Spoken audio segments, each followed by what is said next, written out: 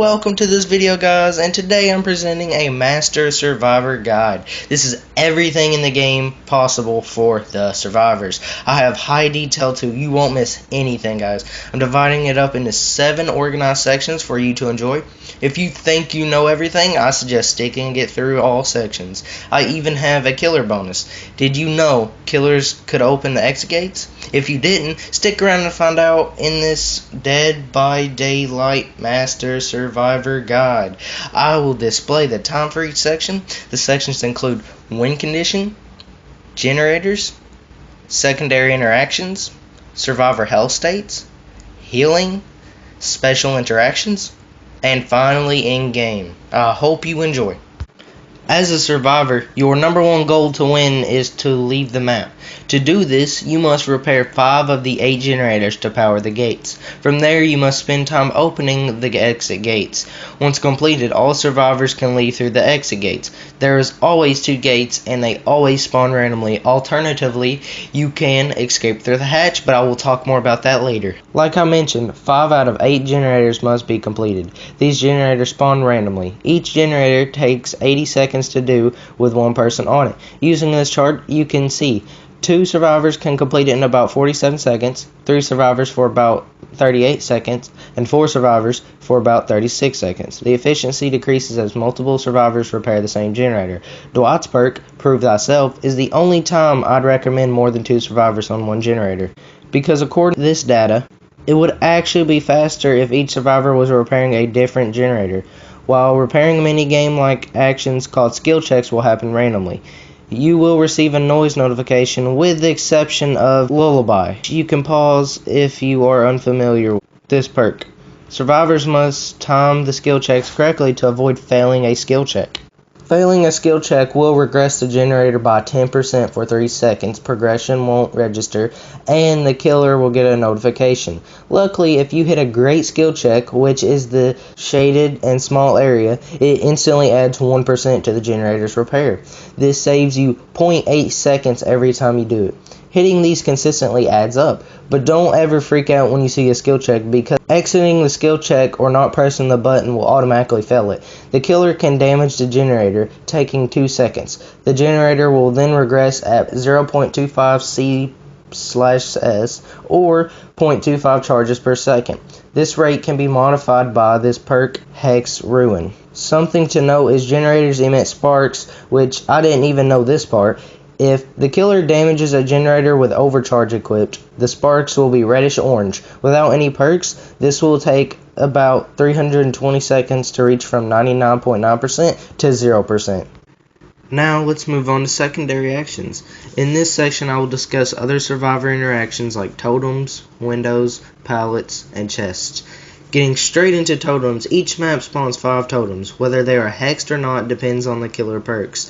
Dual totems simply look like a contraption of bones, skulls, unlit candles, and sticks. Hex totems look the same, except the totems are lit and emit a yellow effect. It takes 14 seconds to completely cleanse a totem. Moving on to chests, by default, 3 spawn throughout the entire map. This can be modified by offerings, allowing anywhere from 1 to 11 chests spawning. Unlocking a chest takes 10 seconds and can be heard up to 20 meters by the killer.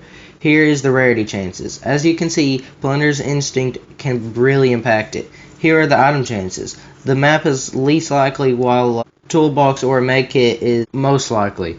Perks influence rarity and item chances. A couple more things to mention is your progress is saved if you quit searching a chest and is guaranteed to spawn in the basement. Now let's talk about windows and pallets. There are 3 ways to vault through a window: fast vault, medium vault, and slow vault.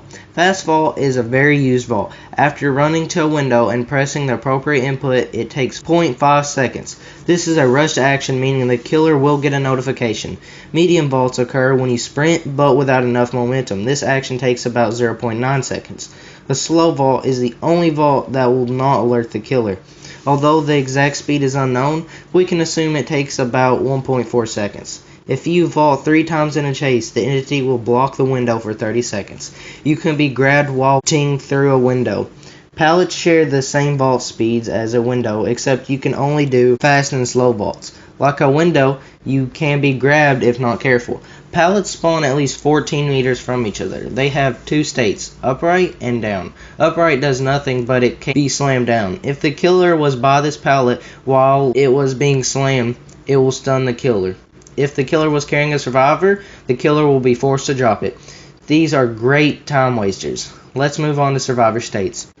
There are 4 main health states for survivors: healthy, injured, dying, and least common, deep wound. By default, the healthy state is where all survivors start at. The only noise they make is heavy breathing after running. Once survivors are inflicted with damage, they go to the injured state, or if it was double damage, they go straight to the dying state, with some exceptions. Survivors in the injured state bleed and grunt in pain, making them easier to track. You would still move the same speed as a healthy survivor. Receiving damage again will put the survivor into the dying state. At this state, you move at 17.5% your running speed. You'll also notice you have a bleed out timer of 240 seconds until you die. While in this state, you can attempt to hide or recover. You can recover at 95% at a rate of 50% the normal healing speed by default. All survivors can see your aura, and you can see theirs at all times. The only way the killer can interact with you is with their power or by picking you up and taking you to a hook. While on the killer's shoulder, you can wiggle. If you wiggle for 16 seconds before the killer puts you on a hook, you break free, stunning the killer and getting into the injured state. If a special interaction occurs, you can be put into the deep wound state. This means you must mend soon or you'll be into the dying state. Mending takes 12 seconds to complete, or 8 if a teammate mends you. Completing this puts you into the injured state. The additional 3 states are hook state, sacrifice state, death state. While in the sacrifice state, you are out of the game and reach stage 3 on the hook. In the dead state, you are also out of the game, but you either bled out from the dying state or the killer moried you. In the hook state, this killer has put you on a hook. You have the same aura abilities as you do when you were in the dying state. In this state, you undergo 3 stages, which also means universally each survivor can be hooked up to 3 times. In stage 1, you sit there with the opportunity to wiggle free. This action is not recommended as failing the very low chance will speed up the hook progression. Stage 2, or hook number 2, is known as the struggle state. During this time, you must spam the A button. Wiggling free isn't an option. Once the bar is filled or the survivor is hooked an additional time, they permanently die. Moving on to healing.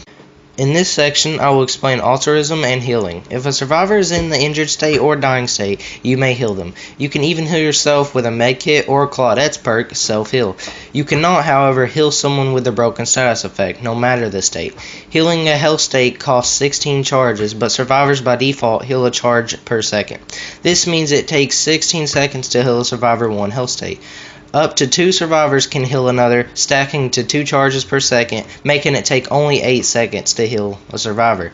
Healing a health state means from dying to injured, or from injured to healthy. Let's move on to special actions. This section includes all unique intro actions not mentioned elsewhere. If survivors have a toolbar or the perk Saboteur, they can sabotage a hook in 2.5 seconds, making the hook unusable for 30 seconds. Disarming bear traps takes 3.5 seconds. Rescuing survivors from a bear trap takes 1.5 seconds. Jigsaw boxes take 12 seconds by default to search.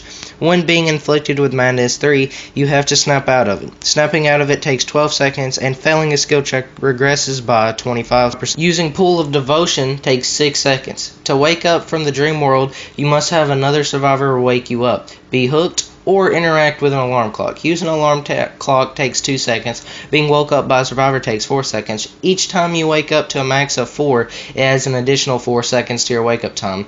That means you reach up to 16 seconds total where the wake up time will be. Finally, we have the end game.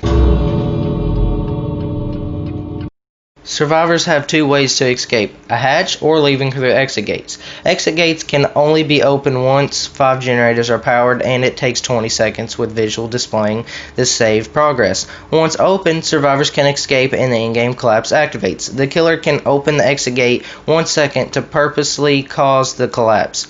They can only do so if the in-game collapse isn't active. For the hatch to be open, there must be one survivor left or a key activated the hatch. All survivors can leave through the hatch. The killer can close the hatch and trigger the in-game collapse. The collapse can last anywhere from 120 seconds to 240 seconds, depending on if a survivor is in the sacrificed or hook state. That concludes my survivor guide. Go like and subscribe if you enjoyed. If you have any questions, feel free to ask me in the comments. I hope you have a good day, and I'll see you in the next one.